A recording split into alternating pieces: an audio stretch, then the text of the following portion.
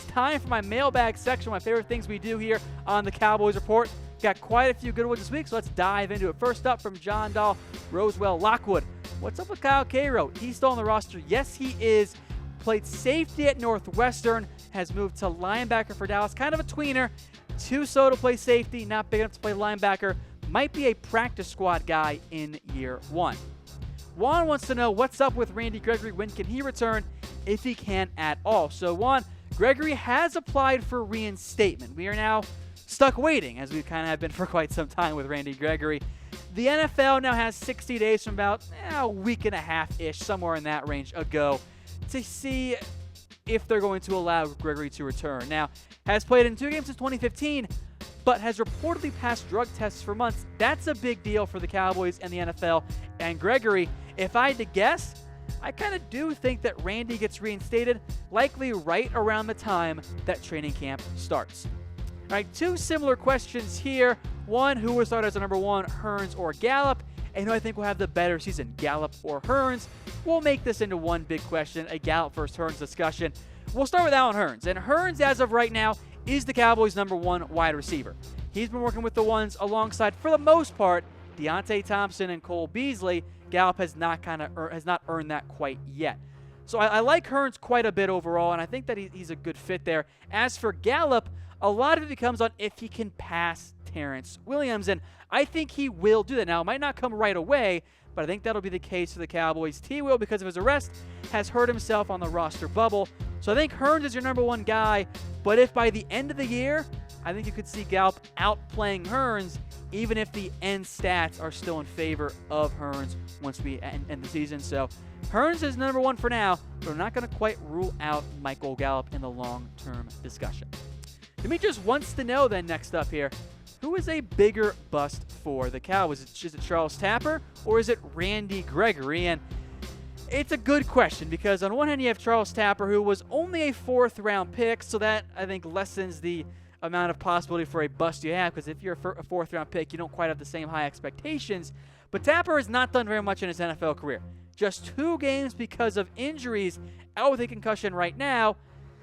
I don't know if he's going to make the roster. Gregory, meanwhile, had much higher expectations and has played in 2 games since 2015 as well. In terms of looking forward, I think that Gregory has the better outlook because he has the chance to return this year. And frankly, I'd be kind of surprised if he wasn't reinstated by the NFL. Of course, on the flip side for the Cowboys, Gregory had the higher expectations. So I think based on right this second, Gregory is the bigger bust. But in 2 years, I would not be surprised if it's Tapper. Next up from Jordan Thomas, he asks, with Jason Witten retiring, could the Cowboys pull Martellus Bennett out of retirement? Absolutely not. I don't think you'll want Bennett on your team. The Bennett brothers in general are kind of, let's just say, a handful to deal with. And Bennett did not have great things to say about the Cowboys or when he left. And I don't think the Cowboys or Bennett would want to have a reunion there, so don't expect any Bennett reunion for the Cowboys. Sandman wants to know, which Cowboys lineman gets the most pancake blocks this year? I'll go with Zack Martin, assuming he plays. I think he has the chance to do more on the ground game, and I trust him to stay healthier more than Tyron Smith.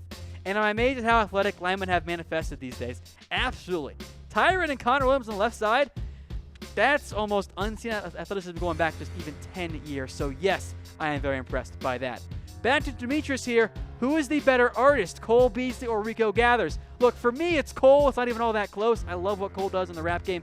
I respect what Rico does as well. The flip side is, I can listen to Cole's music in public. Rico's is just a little bit more vulgar if you've listened to it.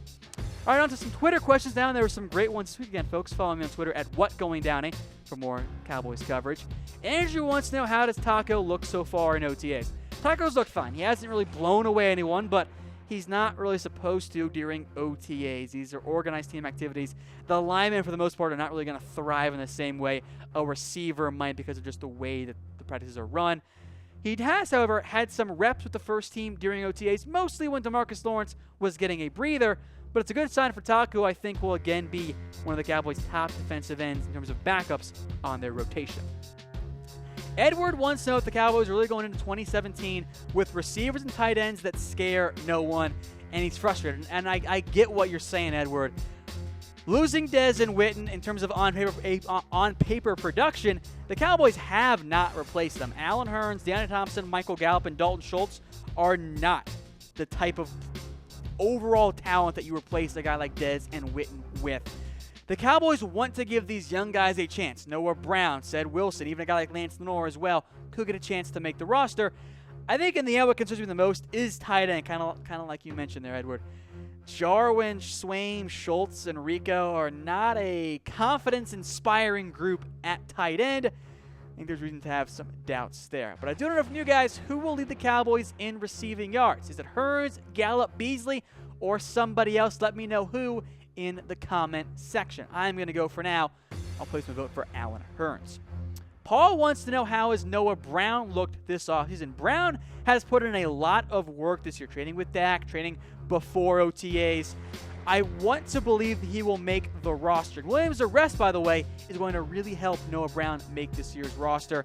It's going to be heavily contested, but he's a good blocker. He is a good fit for this Cowboys offense because he can block. I like what he brings.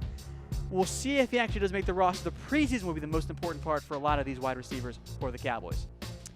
Next up, will the Cowboys look to add any of the top free agents left? And probably not. So don't expect any big additions there.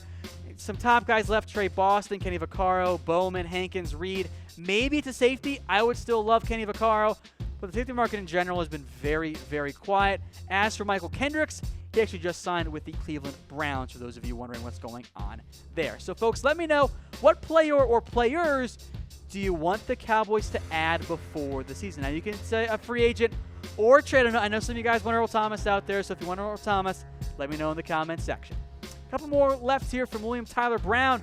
What will the Cowboys do with the extra cap space, in your opinion? I don't know if they're going to do much of anything. There aren't a lot of free agents that they want.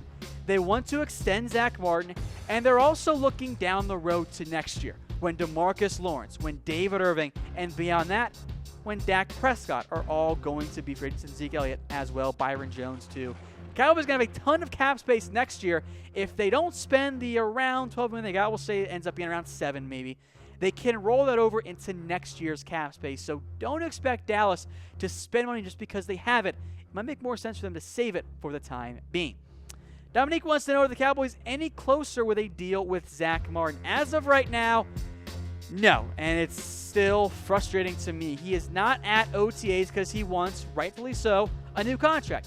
And he wants to be the highest paid guard in the NFL. If I'm the Cowboys, I'm giving Zack Martin that new contract. You can give him some of the money freed up because Orlando Scandrick's post-June 1st money has now hit on the roster. So get Zack Martin paid. This is not a long discussion in reality.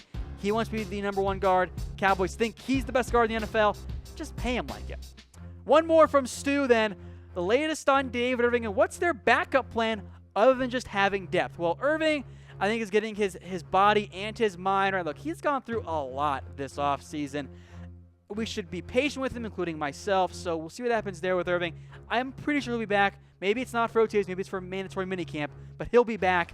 If he's not, and this is where the backup plan comes into play, oh boy, there isn't one, frankly. You have Malik Collins, who's hurt. Brian Price. I guess Jihad Ward becomes your backup plan, who was probably going to get cut by the Raiders. Ash and Price are nose guards. Maybe it's someone like Dayton Jones, who I like quite a bit, can be a DE or DT. I listen mostly at defensive, but for this purpose here, we'll put him at DT for now. But if Irving can't go, I don't know what the Cowboys' backup plan. Maybe it's more Jones and Ward than they would otherwise plan on.